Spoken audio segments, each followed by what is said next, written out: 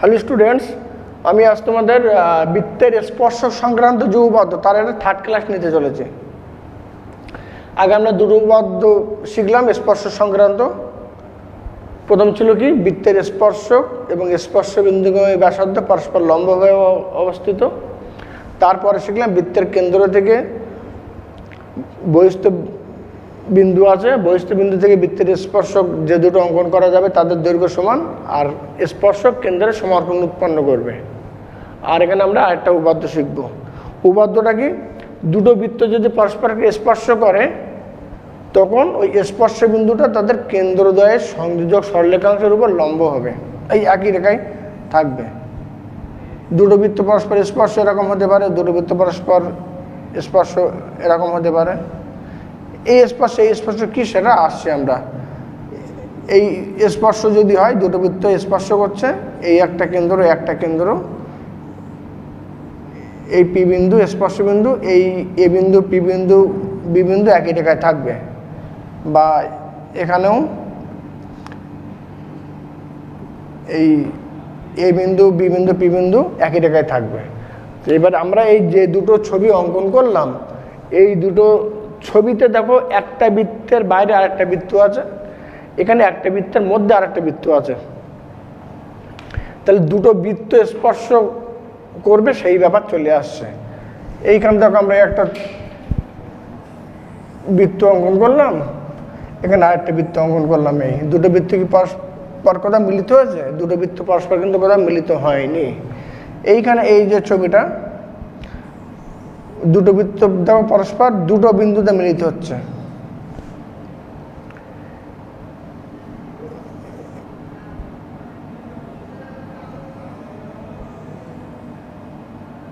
এখানে এই যে ছবিটা অঙ্কন করেছি দেখো, দুটো বৃত্ত পরস্পরকে কেবলমাত্র একটাই বিন্দুতে মিলিত হচ্ছে। যখন দুটো বৃত্ত পরস্পরকে কেবলমাত্র একটাই বিন্দুতে মিলিত হচ্ছে তখন বলা হচ্ছে দুটো বৃত্ত পরস্পরকে স্পর্শ করছে। এইখানে স্পর্শটা কীরকম আছে, একটা বৃত্তের বাইরে আরেকটা বৃত্ত থেকে স্পর্শ, এটাকে বলা হচ্ছে বহিস্থভাবে স্পর্শ করছে। যদি এমন হয় একটা বৃত্তের মধ্যে আরেকটা বৃত্ত এরকমভাবে থাকলো তাহলে কিন্তু স্পর্শ হলো না। কিন্তু যদি এরকম হয় যে একটা বৃত্তের মধ্যে আরেকটা বৃত্ত থেকে এই একটাই বিন্দুতে দুটো বৃত্ত মিলিত হচ্ছে তখন বলা হচ্ছে একটা বিন্দুতে বৃত্তদ্বয় স্পর্শ করছে। এখানে বৃত্ত দুটি একটার মধ্যে দেখো আরেকটা আছে, এই জন্য এটাকে বলা হয় অন্তস্থভাবে স্পর্শ করছে, বা এটা হচ্ছে অন্তঃস্পর্শ, এটা হলো বহিঃস্পর্শ। এইখানে আমরা এই যে ছবিটা এঁকেছিলাম, এই ছবিতে এটা হচ্ছে বহিঃস্পর্শ, এটা হলো অন্তঃস্পর্শ। তাহলে দুটো বৃত্তের স্পর্শ আমরা কীরকম পেলাম? দুরকম হতে পারে, একটা হচ্ছে বহিঃস্পর্শ হতে পারে, একটা অন্তঃস্পর্শ হতে পারে। এবার এদের ক্ষেত্রে আমরা স্পর্শক কীরকম পাবো? এই যে দুটো বৃত্ত সবগুলো ক্ষেত্রে আমরা দেখি যে কোন ক্ষেত্রে কটা স্পর্শক অঙ্কন সম্ভব।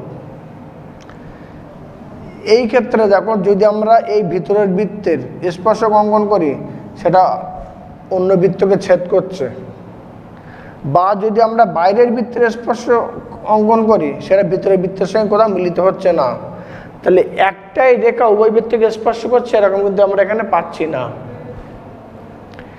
এর ছোটটার স্পর্শ করে সেটা হয়ে যাচ্ছে বড়টার, দেখো জ্যা, বড়টার স্পর্শ করলে ছোটটার সঙ্গে তার কোনো সম্পর্ক পাচ্ছি না।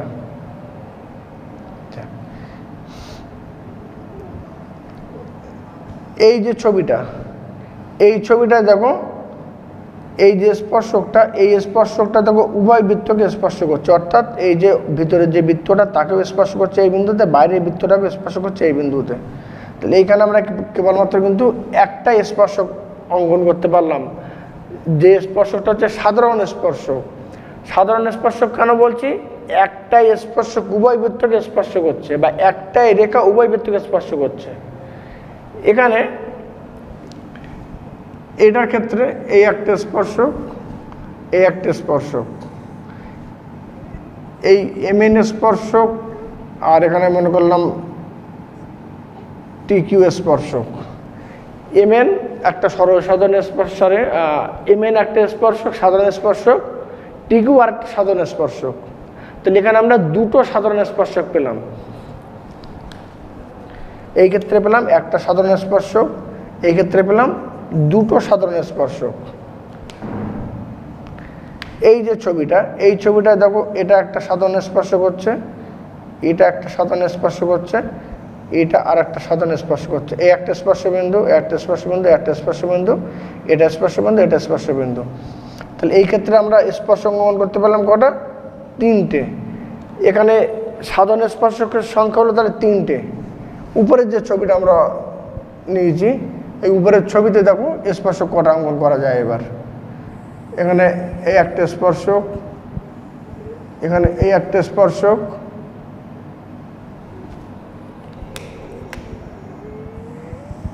এই একটা স্পর্শক, একটা স্পর্শক। তাহলে এখানে দেখো কটা স্পর্শক হলো? 4টে। তাহলে আমরা এই ক্ষেত্রে একটা সাধারণ স্পর্শক পেয়েছিলাম, এই ক্ষেত্রে 2টো সাধারণ স্পর্শক পেলাম, এই ক্ষেত্রে 3টে সাধারণ স্পর্শক পেলাম, এই ক্ষেত্রে 4টে সাধারণ স্পর্শক পেলাম। আচ্ছা, তাহলে 2টো বৃত্তের ক্ষেত্রে সর্বাধিক সাধারণ স্পর্শকের সংখ্যা কটা হলো? এখানে যাবো 4টে। আর 2টো বৃত্তের সাধারণ স্পর্শক থাকবে না তার ছবি কিন্তু এটা। একটা বৃত্তের মধ্যে যদি আরেকটা বৃত্ত থাকে, এখানে যাকে কিন্তু সাধারণ স্পর্শক অঙ্কন করা যাচ্ছে না। এক্ষেত্রে একটা সাধারণ স্পর্শক অঙ্কন করা গেল। এই যে সাধারণ স্পর্শকগুলো, এদের মধ্যে আবার দেখো কোনো কোনো ক্ষেত্রে স্পর্শকের একই দিকে 2টো বৃত্ত আছে, কোনো কোনো ক্ষেত্রে স্পর্শকের 2 পাশে 2টো বৃত্ত আছে। যেমন ধরো এখানে দেখো স্পর্শকের একই দিকে 2টো বৃত্ত আছে, এই স্পর্শকের একই দিকে 2টো বৃত্ত, এই স্পর্শকের একই দিকে 2টো বৃত্ত, এই স্পর্শকের একই দিকে 2টো বৃত্ত, এই স্পর্শকের একই দিকে 2টো বৃত্ত, এই স্পর্শকের একই দিকে 2টো বৃত্ত, এই স্পর্শকের একই দিকে 2টো বৃত্ত। কিন্তু এই আমরা লাল কালি দিয়ে স্পর্শকটাকে চিহ্নিত করছি। এখন এই লাল কালি দিয়ে যে স্পর্শক চিহ্নিত করলাম, দেখো এই লাল কালির স্পর্শকের ক্ষেত্রে স্পর্শকের 2 পাশে দেখো 2টো বৃত্ত, এই স্পর্শকের দেখো 2 পাশে 2টো বৃত্ত, এই স্পর্শকের 2 পাশে 2টো বৃত্ত। তাহলে আমরা 2 রকম সাধারণ স্পর্শক পেলাম। একটা ক্ষেত্রে পেলাম স্পর্শক দ্বয়, স্পর্শক দ্বয় বলছি বৃত্তদ্বয় সাধারণ স্পর্শকের একই পাশে থাকছে, বা বৃত্তদ্বয় সাধারণ স্পর্শকের 2 পাশে থাকছে। যখন বৃত্ত দুটি সাধারণ স্পর্শকের একই পাশে থাকছে তখন সেটা হচ্ছে সরল সাধারণ স্পর্শক। কোনগুলো? এইখানে এটা বাদে এইটার ক্ষেত্রে স্পর্শকের একই পাশে 2টো বৃত্ত, এটা সরল সাধারণ স্পর্শক, এটা একটা সরল সাধারণ স্পর্শক, এটা একটা সরল সাধারণ স্পর্শক, এটা সরল সাধারণ স্পর্শক, এটা সরল সাধারণ স্পর্শক, এটা সরল সাধারণ স্পর্শক, এটা সরল সাধারণ স্পর্শক। অর্থাৎ এইখানে কালো কালি দিয়ে যে স্পর্শকগুলো আমরা অঙ্কন করেছি সবগুলোই কিন্তু সরল সাধারণ স্পর্শক। আর লাল কালি দিয়ে যে স্পর্শক অঙ্কন করেছি, এখানে দেখো স্পর্শকের 2 পাশে বৃত্ত, এখানে 2 পাশে, এখানে 2 পাশে। এই লাল কালি দিয়ে যে স্পর্শক অঙ্কন করা হয়েছে এই স্পর্শকগুলোকে বলা হচ্ছে তির্যক সাধারণ স্পর্শক। তাহলে আমরা সরল সাধারণ স্পর্শক শিখলাম, তির্যক সাধারণ স্পর্শক শিখলাম। এরপর আমরা এবারে উপপাদ্য চলে আসব। আর এই ছবিগুলোর উপর ভিত্তি করে কিছু শর্ট কোয়েশ্চেন হতে পারে, সেটা আমি ওই উপপাদ্যটা শেখার পরে ডিসকাস করছি। বৃত্তের ব্যাসার্ধ কেন্দ্রোদয়ের দূরত্বের উপর নির্ভর করে স্পর্শকের সংখ্যার সম্পর্ক, আমরা উপপাদ্যটা শিখে সেই সম্পর্কে আমরা আসছি।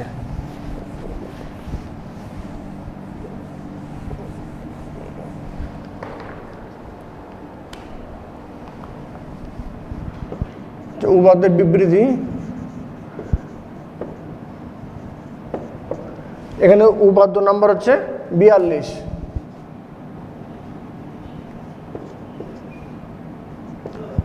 যদি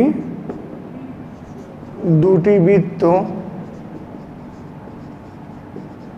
পরস্পরকে স্পর্শ করে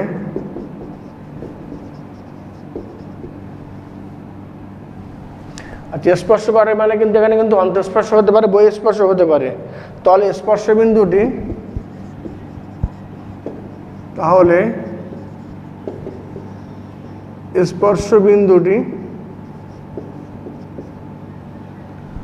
কেন্দ্রদ্বয়ের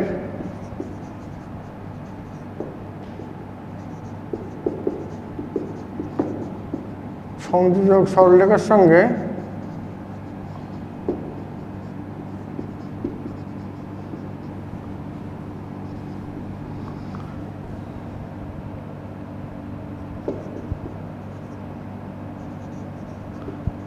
একই সরলরেখায় থাকবে বা কেন্দ্র দ্বারা সংযোজক সরলরেখার উপর অবস্থিত হবে বা কেন্দ্র দ্বারা সংযোজক সরলরেখার উপর অবস্থিত হবে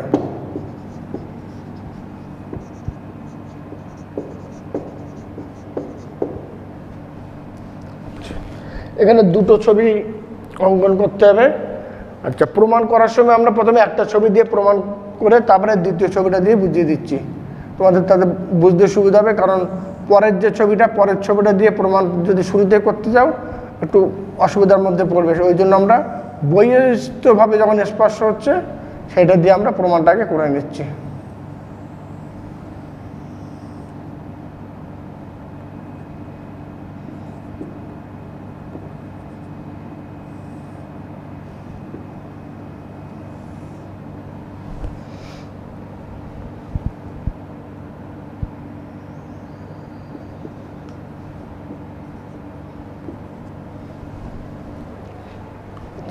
এখানে দুটো বৃত্ত আমরা প্রথমে অঙ্কন করলাম, বহিস্থভাবে স্পর্শ করেছে। মনে করি এ ও বি কেন্দ্রীয়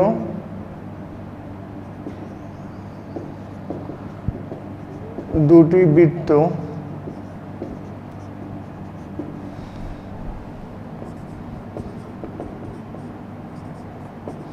পরস্পরকে পি বিন্দুতে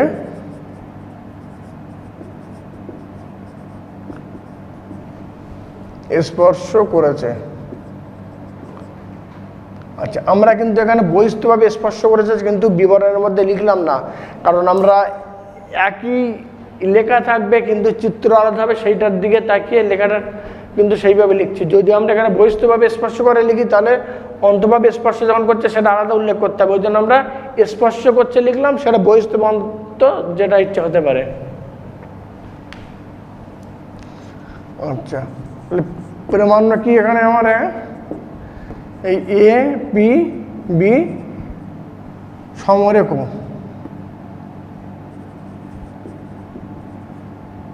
বা এ পি বি একই সরলরেখায় অবস্থিত, একই সরলরেখায় অবস্থিত।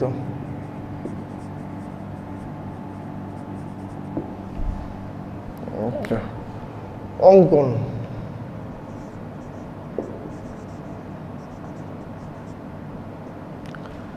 পি বিন্দু দিয়ে বৃত্ত দুটির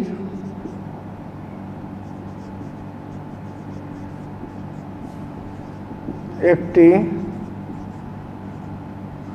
সাধারণ স্পর্শক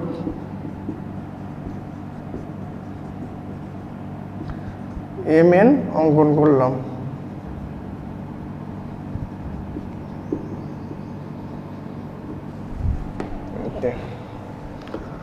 প্রমাণে আসছি আমরা এবার। আমরা শুরুতে আজকে যে ফার্স্ট ক্লাস ছিল ওই স্পর্শ সংক্রান্ত, সেখানে শিখেছিলাম স্পর্শক এবং স্পর্শ বিন্দুগামী ব্যাসার্ধ পরস্পর লম্বভাবে অবস্থিত। এখানে পি বিন্দুতে একটা স্পর্শক এই MN, আর এটা হচ্ছে স্পর্শ বিন্দুগামী ব্যাসার্ধ পরস্পর লম্বভাবে অবস্থিত।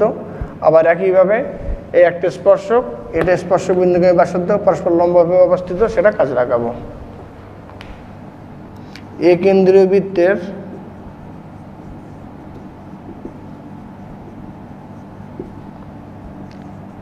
এপি স্পর্শ বিন্দুগামী ব্যাসার্ধ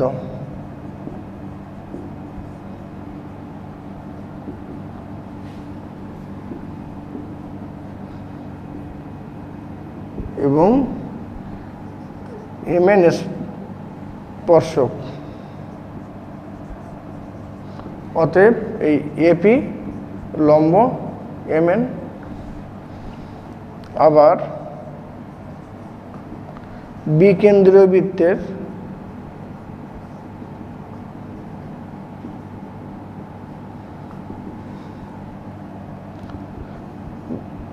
বিপি স্পর্শবিন্দুগামী ব্যাসার্ধ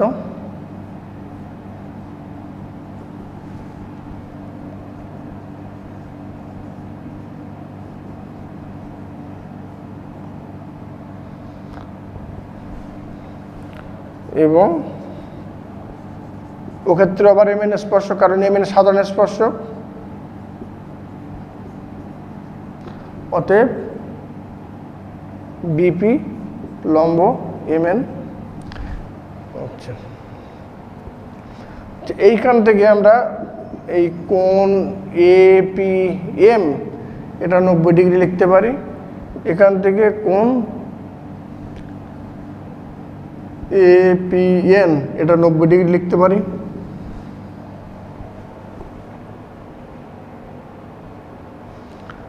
আচ্ছা, আর এখান থেকে এটা এই কোণটা নেব আমরা বিপি এম, আর উপরে ছিল এটা।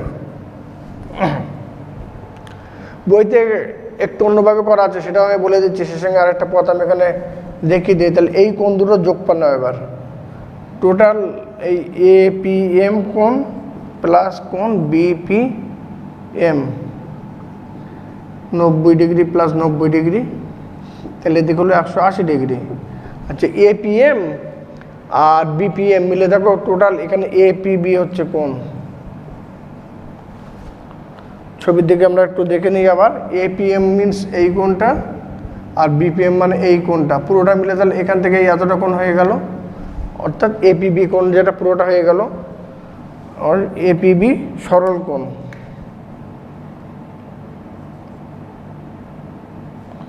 এপিবি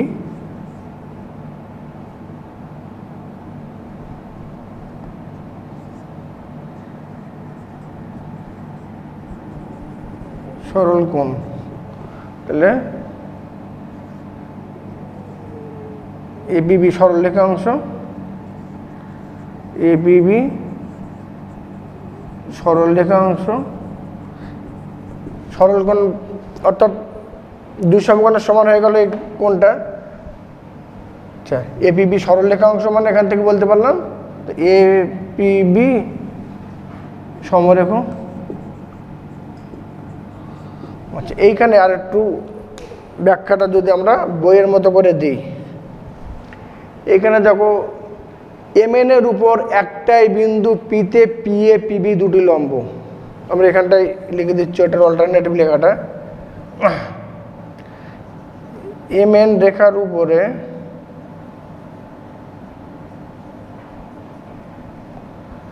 পি বিন্দুতে পিএ ও পিবি দুটি লম্ব। যেহেতু একটাই রেখার উপর একটাই বিন্দুতে একটাই লম্ব অঙ্কন করা যায়, যেহেতু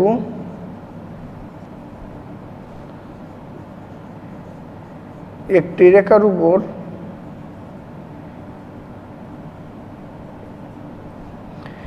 একটি বিন্দুতে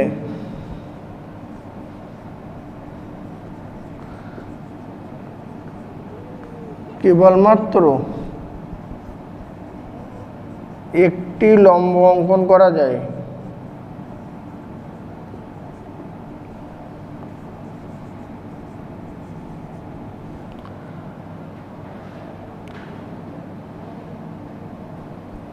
সেই জন্য এপিবি সমরেখ। এপিবি সমরেখ কেন? এই পি বিন্দুতে একটা লম্ব চলে গেল এই পিএ, পি বিন্দুতে একটা লম্ব চলে গেল এই পিবি। একটাই বিন্দুতে যেহেতু একটা লম্ব অঙ্কন করা যায়, তাহলে এটা এপিবি একটাই রেখা। এপিবি একটাই রেখা হলে এপিবি তিনটে বিন্দু একটা রেখার উপর অবস্থিত, সেই জন্য এপিবি এখানে সমরেখ। তাহলে উপাদ্যটা প্রমাণ আমরা পেয়ে গেলাম। এবার একটা প্রয়োগ আমরা দেখি।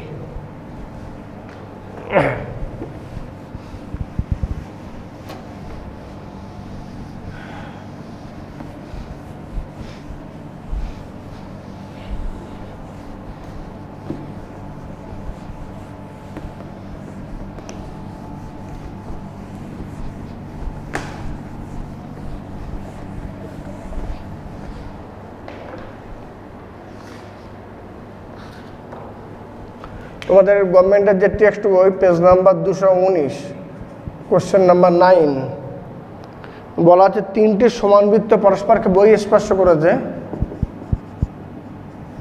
তিনটি সমান বৃত্ত পরস্পরকে বহিঃস্পর্শ করেছে।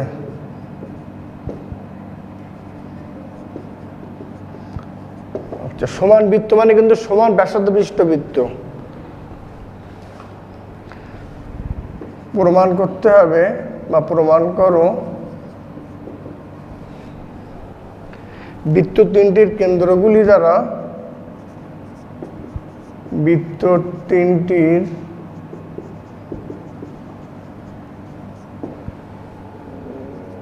কেন্দ্রগুলি একটি সমবাহু ত্রিভুজের শীর্ষবিন্দু।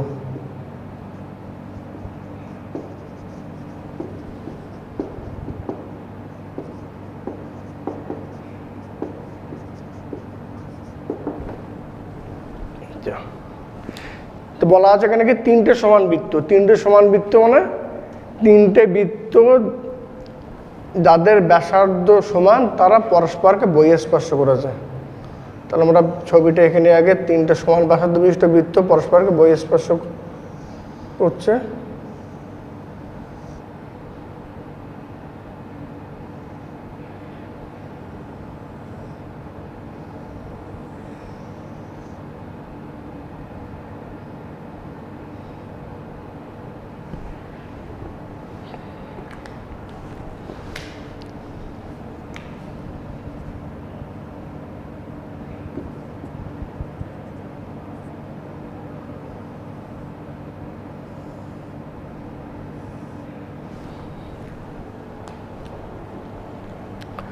আচ্ছা, এখানে তিনটে বৃত্ত যাদের ব্যাসার্ধ সমান, কেন্দ্রগুলো হচ্ছে এবিসি।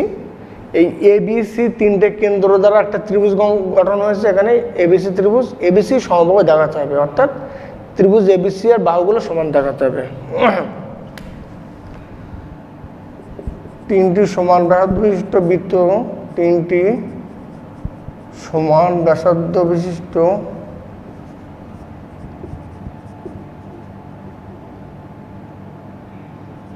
বৃত্ত পরস্পরকে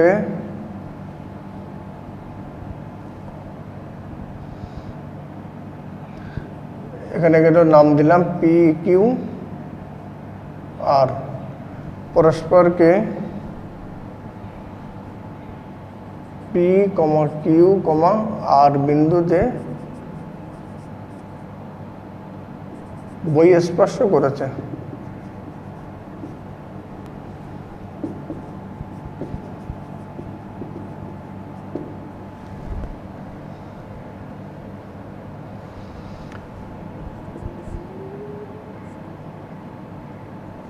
বৃত্ত তিনটির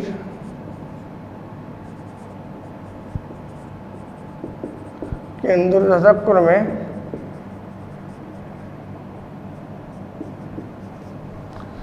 এবিসি। তোমরা চাইলে কিন্তু কেন্দ্রগুলো আগেই উল্লেখ করে নিতে পারো, তারপরে এটা লিখতে পারো, বা এখানে সিঙ্গেল সেন্টেন্সে করতে পারো। এ কমা বি কমা সি কেন্দ্র বিশিষ্ট তিনটি সমান ব্যাসার্ধের বৃত্ত পরস্পরকে পি কিউ আর বিন্দুতে স্পর্শ করেছে। আবার বলছি, এ কমা বি কমা সি কেন্দ্র বিশিষ্ট তিনটি সমান ব্যাসার্ধ বিশিষ্ট বৃত্ত পরস্পরকে পি কিউ আর বিন্দুতে বহিঃস্পর্শ করেছে। তোমার প্রামাণ্য কি? ত্রিভুজ এবিসি সমবাহু। এটা প্রমাণ করতে হবে। প্রমাণ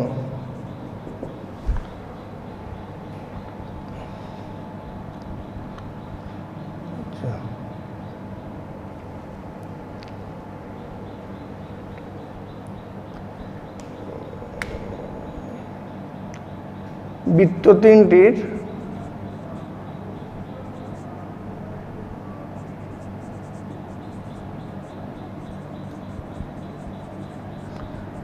ব্যাসার্ধ সমান, অতএব এই AR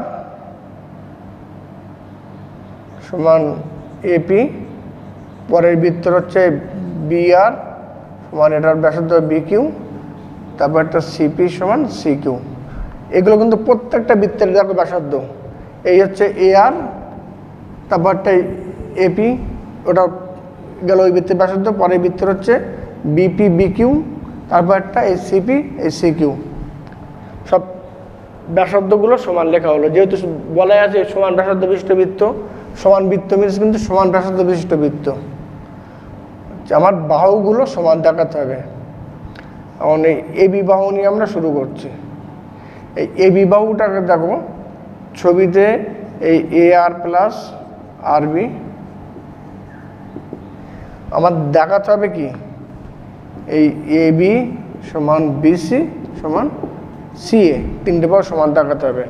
তাহলে প্রথম যদি আমি এই AB বাহু আর BC বাহু সমান দেখাতে চাই এটা, তাহলে ABটাকে BCতে কনভার্ট করতে হবে, অর্থাৎ ABটাকে এই BCর অংশ BQ CQতে কনভার্ট করতে হবে।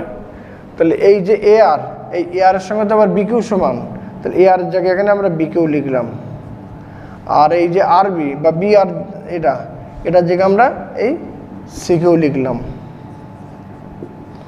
যেহেতু এই AR সমান BR আর RB সমান CQ, আর BQ প্লাস CQ দেখো ছবিতে বেশি হয়ে গেল। আচ্ছা, এরপরে আমরা যদি BCর সঙ্গে CA সমান দেখা মনে করি, BCটাকে ভাঙছি, BCটাকে ছবিতে দেখো হচ্ছে এই BQ প্লাস CQ। BQ মানে আমার যখন CAতে নিয়ে আসবো, অর্থাৎ CP আর PA এটাতে নিয়ে আসতে হবে। তাহলে এইখানে BQ এর জায়গায় আনতে হবে কত, CQ লিখলাম, আচ্ছা BC সমান হচ্ছে CP, আর এই যে CQ এর যে আমরা AP লিখে নিলাম। কোনটার সঙ্গে কোনটা আমরা সমান কম্পেয়ার করছি, তাহলে BQ এর সঙ্গে এই যে BQ এর সঙ্গে লিখে নেব আমরা CP এই, আর এই যে CQ এই CQ এর জায়গায় আমরা এই AP লিখে নিলাম, এই সিম্বল দিয়ে দেখিয়ে দিলাম। তাহলে এইখানে আমরা BQ সমান লিখলাম CP আর CQ সমান লিখলাম AP। তাহলে CP প্লাস AP মিলে হয়ে গেল AC বা CA লিখলাম। তাহলে এইখানে BCর সঙ্গে CA সমান, এখানে AB এর সঙ্গে BC এর সমান, অতএব AB সমান BC সমান CA। তা ত্রিভুজের তিনটে বাহু সমান, অতএব ত্রিভুজ ABC এর তিনটে বাহু সমান।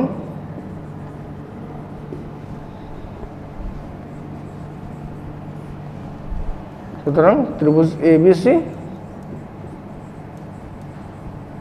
সমবাহু প্রমাণ হয়ে গেল।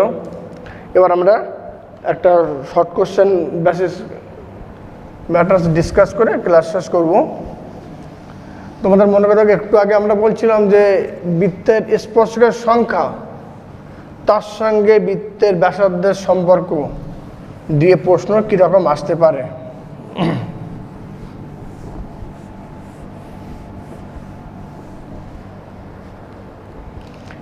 তারপরে আগের উপাত্তটায় ফিরে যায় এবার।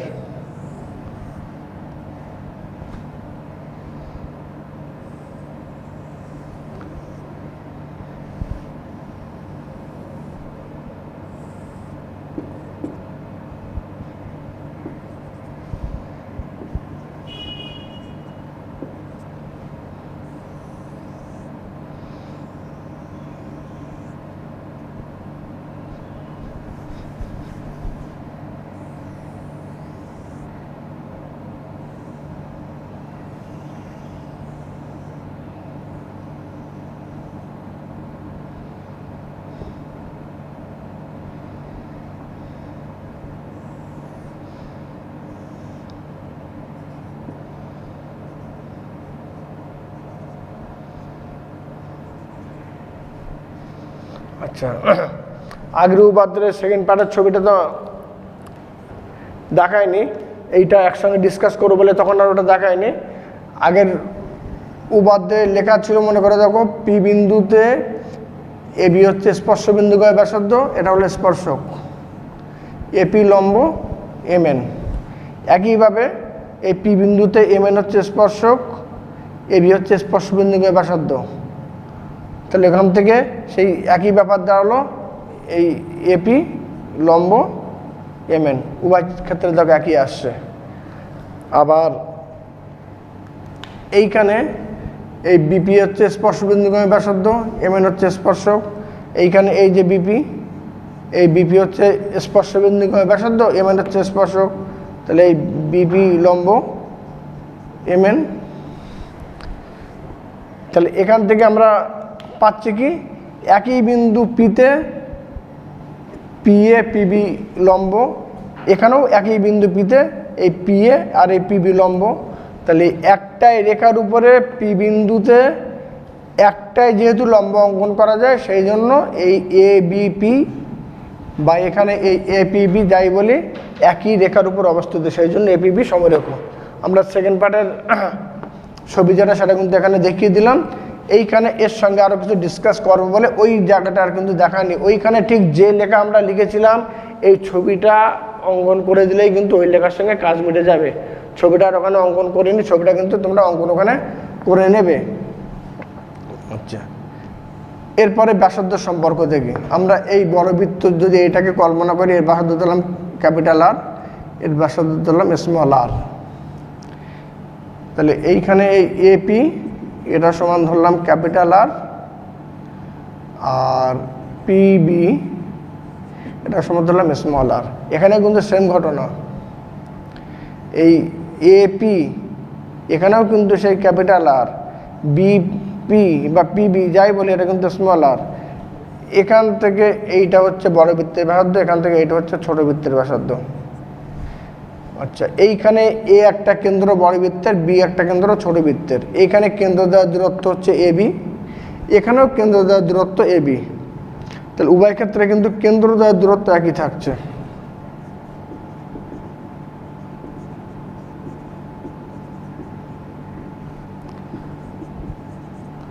এইবারে সম্পর্কটা একটুখানি আলাদা। ওখানে বহিঃস্পর্শ করার জন্য দেখো, যখন বহিঃস্পর্শ হচ্ছে, বহিঃস্পর্শের ক্ষেত্রে এবি সমান দেখো ছবিতে হচ্ছে AP plus PB, that means R plus R, অর্থাৎ ব্যাসার্ধদ্বয়ের যোগফল বহিঃস্পর্শ করলে। তাহলে কেন্দ্রদ্বয়ের দূরত্ব হচ্ছে ব্যাসার্ধদ্বয়ের যোগফল, কেন্দ্রদ্বয়ের দূরত্ব সমান ব্যাসার্ধদ্বয়ের দৈর্ঘ্যের সমষ্টি। আচ্ছা, এখানে দেখো ছবিতে এই যে এবি সমান হচ্ছে দেখো এপি মাইনাস পিবি আর মাইনাস আর। ছবিতেই দেখো এই অংশটুকু পেতে গেলে টোটাল এটার থেকে এটা বাদ দিতে হবে। তাহলে এইখানে কেন্দ্রদ্বয়ের দূরত্ব এবি হচ্ছে ব্যাসার্ধদ্বয়ের বিয়োগফল। তাহলে অন্তঃস্পর্শ করলে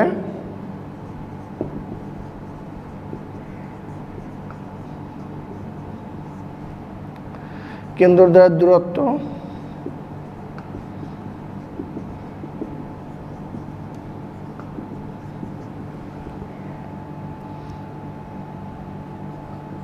সমান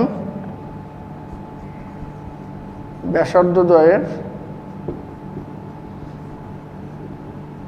বিয়োগফল, ব্যাসার্ধদ্বয়ের দৈর্ঘ্যের বিয়োগফল, ব্যাসার্ধদ্বয়ের দৈর্ঘ্যের বিয়োগফল।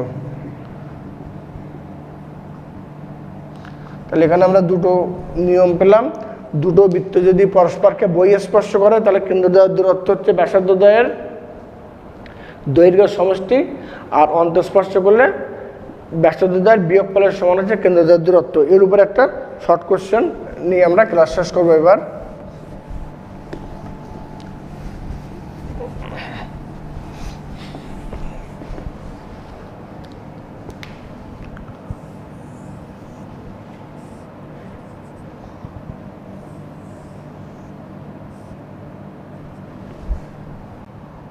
আচ্ছা, এখানে স্পর্শক কটা?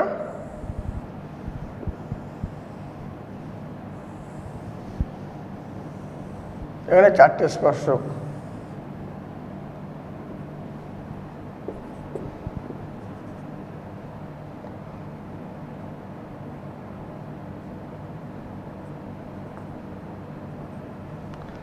এখানে এই AM সমান হচ্ছে ক্যাপিটাল আর, আর এখানে BN সমান হচ্ছে স্মল আর, ব্যাসার্ধদ্বয়। কেন্দ্রদ্বয়ের দূরত্ব দেখো AB, এই AB এইখানে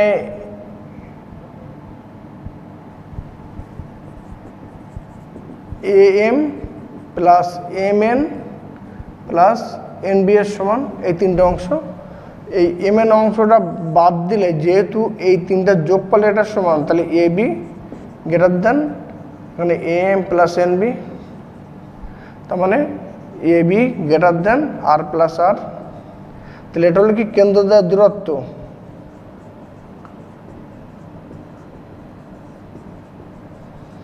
greater than R plus R, অর্থাৎ ব্যাসার্ধদ্বয়ের যোগফল। স্পর্শক কটা? 4টে। তাহলে এখানে শর্ত কি পেলাম আমরা? কেন্দ্রদ্বয়ের দূরত্ব ব্যাসার্ধদ্বয়ের যোগফলের ব্যাসার্ধদ্বয়ের দৈর্ঘ্যের সমষ্টি।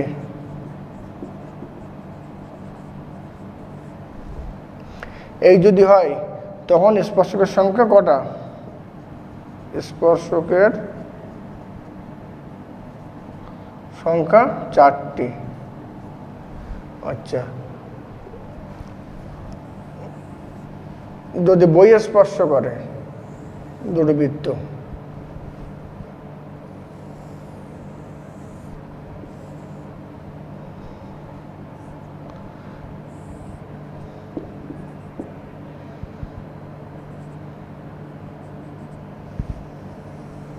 এখানে দেখো স্পর্শকের সংখ্যা কটা হচ্ছে? 3টে।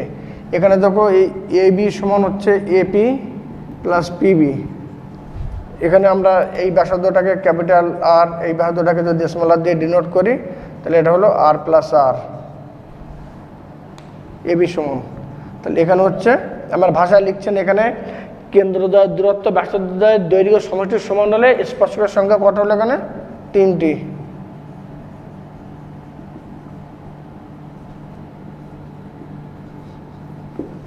আচ্ছা, দুটো বৃত্ত যখন পরস্পরকে ছেদ করছে,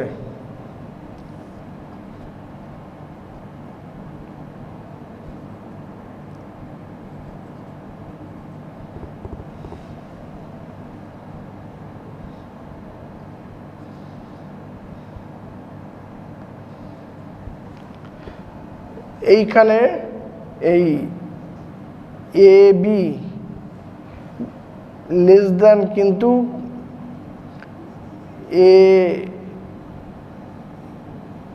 আচ্ছা এইটাকে M দিলাম আর এইটাকে M করলাম, AM প্লাস BN। কেন্দ্রদ্বয়ের দূরত্ব ব্যাসার্ধদ্বয়ের যোগফল যেটা তার চেয়ে কিন্তু কম হচ্ছে। এখানে স্পর্শকের সংখ্যা কটা হচ্ছে? 2টো। তাহলে কেন্দ্রদ্বয়ের দূরত্ব AB লেস দেন যদি R প্লাস R হয়, তখন স্পর্শকের সংখ্যা 2টি। আর সবশেষে দুটো বৃত্ত যখন বহিঃ স্পর্শ করছে, স্পর্শকের সংখ্যা হচ্ছে এখানে একটাই।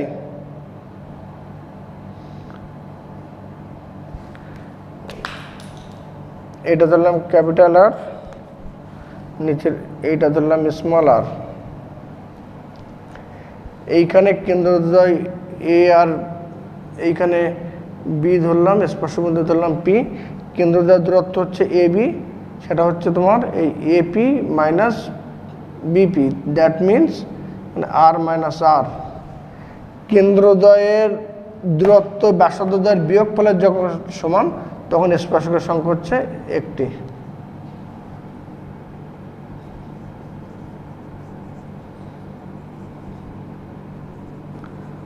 এর উপরে কিন্তু প্রশ্ন ঘুরিয়ে অনেক রকমের শর্ট কোশ্চেন কিন্তু আসতে পারে।